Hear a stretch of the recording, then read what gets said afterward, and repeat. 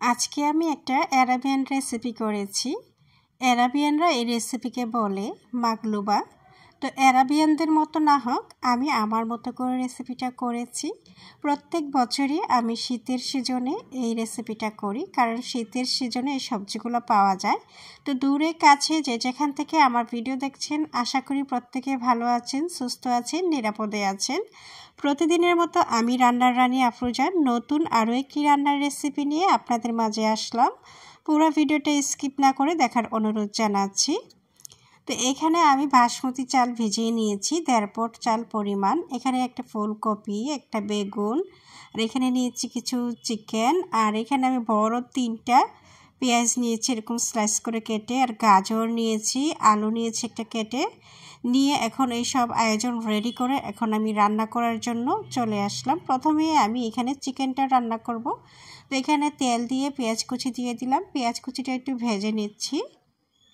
তারপর এখানে আধা চামচ পরিমাণ দিয়েছি আদা বাটা, আর আধা চামচ পরিমাণ দিয়ে দিচ্ছি রসুন বাটা, দিয়ে একটু নেড়ে চেড়ে ভেজে কাঁচা গন্ধটা দূর করছি। আর এখানে দিয়ে দিলাম আধা চামচ পরিমাণ গোলমরিচের গুঁড়া।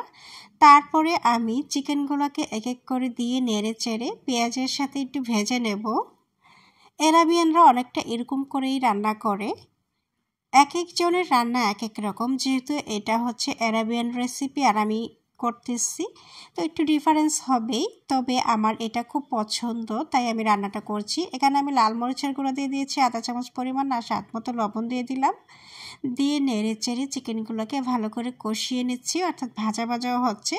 তারপর পরিমাণ মতো গ্রেভি দিয়েছি। গ্রেভির পরিমাণটা আমি বেশি দিয়েছি, কারণ এই গ্রেভি দিয়ে আমি রাইসটাকে 80% কুক করব। তো এবার গ্রেভি দিয়ে এটা রান্না হতে হতে আমি অন্য চুলায় চলে আসলাম অন্য বাকি উপকরণগুলো রান্না করার জন্য, অর্থাৎ যতগুলো ভেজিটেবল দেবো সবগুলোকে ভেজে দিতে হবে। তো প্যানের মধ্যে পর্যাপ্ত পরিমাণ তেল দিয়ে দিলাম। প্রথমে আমি আলুগুলো দিয়ে দিচ্ছি, আর সাথে দিয়ে দিচ্ছি গাজরগুলো। আলু এবং গাজর দুটাকেই আমি বেশ ভালো করে উল্টিয়ে পাল্টিয়ে ভেজে নেব। তো যারা আমার ভিডিওটা ধৈর্য সহকারে দেখছেন, প্রত্যেকেই অনুরোধ করছি আমার পেজে ফলো দিয়ে সাথে থাকবেন এবং লাইক কমেন্ট শেয়ার করবেন। আর যারা যারা ইউটিউব থেকে আমার ভিডিওটা দেখছেন, অনুরোধ করছি আমার চ্যানেলটাকে সাবস্ক্রাইব করে দেবেন এবং রান্নার নতুন নতুন রেসিপি পাওয়ার জন্য পাশে থাকা বেল আইকনে টিপ দিয়ে ওকে করে দেবেন। তো ওদিক থেকে আমি কিছু গরম মশলা চিকেনের সাথে দিয়ে আসলাম, দিয়ে এসে এইখানে আবার গাজরগুলোকে উল্টিয়ে পাল্টিয়ে দিচ্ছি। ভাজা হয়ে গিয়েছে, আমি গাজর আলু দুইটাকেই উঠিয়ে নিচ্ছি এক এক করে। এইভাবে আলু ভেজে খেলে, ভর্তা বানালে খেতে কিন্তু অনেক মজা লাগে। শীতের সময় এই রেসিপিটা আমি ভীষণ পছন্দ করি, তার কারণ হচ্ছে শীতের সময় ফুলকপি, গাজর এই দুটো পাওয়া যায়, আর বেগুন আমরা তো 12 মাসে পেয়ে থাকি। কিন্তু শীত ছাড়া যে ফুলকপিটা হয় সেটা পাওয়া যায়, তবে খেতে এত বেশি টেস্টি হয় না। তো আমি এখন আবার ফুলকপিগুলো এপিট ওপিট উল্টিয়ে ভেজে নিচ্ছি। ফুলকপি ভাজি এভাবে খেতে আমার মেয়ে এবং আমি দুজনেই বেশ পছন্দ করি। অনেকে আবার পাকোড়া বানায়, অনেক কিছু বানায়, আমার কাছে ওভাবে ভালো লাগে না। শুধু ফুলকপিটা লবণ দিয়ে ভেজে এরকম লাল লাল করে খেতে, লেবুর রস দিয়ে কাঁচামরিচ দিয়ে খেতে ভীষণ মজা লাগে।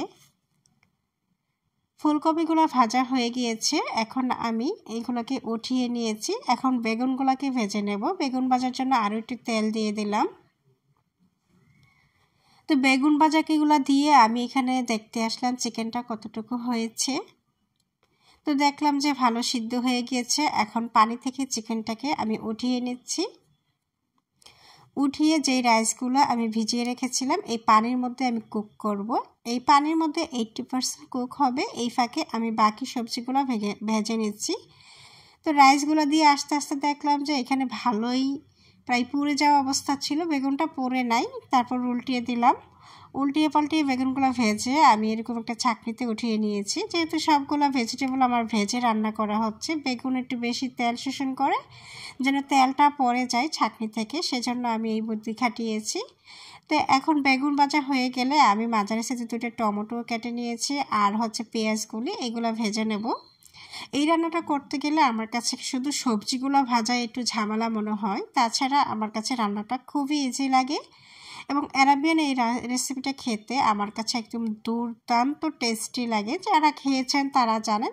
তো যেই চিকেনগুলো আমি উঠিয়ে নিয়েছিলাম, এই চিকেনগুলো এখন আমি একটু এই তেলের মধ্যেই লাল লাল করে ভেজে নেব।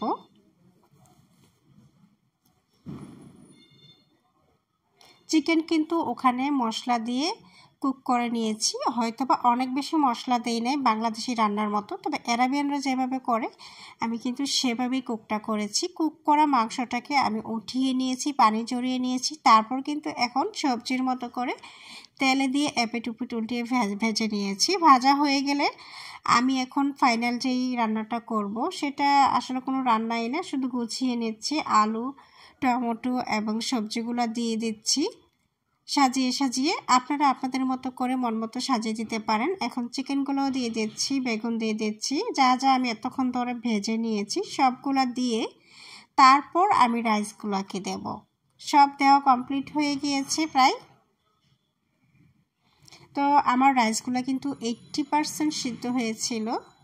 আর রাইস কুকারে একটা জিনিস ভালো লাগে আমার, পোলাও রান্নার মতো দমে দেওয়া যায়। রাইস কুকারে এগুলোকে দিয়ে যদি রাইস কুকারের চালু করে দেই তাহলে এটা নিজে থেকে কিছুক্ষণ চলে অফ হয়ে যায়। তো আমি এখানে চালু করে দিলাম রাইস কুকারে। তো এইভাবেই রাইস কুকারে রেখে দিয়েছি। ফাঁকে আমি গোসল নামা সব কিছু কাজ শেষ করে তারপরে আমি আসলাম রাইস কুকার থেকে। তো পরিমাণে যেহেতু আমরা মানুষ কম রান্না করেছি তাই পাতিল থেকে এটা সুন্দর করে সেট হয়ে পড়ে নাই। তো এখন আমরা ডালা সাজাই এটাকে খাবো। আমার ছোট মেয়ে তো আগে থেকেই রেডি খাওয়ার জন্য, সে তো চলে আসছে গরম গরম দরবে। তো আমি আবার একটু ছড়িয়ে ছিটিয়ে দিচ্ছি, দিয়ে একটু সালাদ দিয়ে পরিবেশন করে নিচ্ছি। পরিবেশন করে একটু সৌন্দর্যের জন্য, যদিও আমরা ঘরের আমি, আমার শাশুড়ি, আমার মেয়েরা খাবো, আর আমার শ্বশুর একটু অল্প একটু খাবে, বেশি খাবে না। একটু সৌন্দর্যের জন্য আর আপনাদেরকে দেখানোর জন্য সালাদগুলো আমি দিয়েছি, যদিও অনেক বেশি সুন্দর করে সাজাইতে পারি নাই, যেমন পারছি তেমন করে সাজিয়েছি। এখন আমরা সবাই মিলে খাচ্ছি, আমি, আমার মেয়ে, আমার শাশুড়ি একসাথে খাচ্ছি, আমার 2 মেয়ে, আর আমার শ্বশুর আলাদা খেয়েছে। তো আমার অ্যারাবিয়ান রেসিপি কেমন হলো কমেন্ট করে জানাবেন।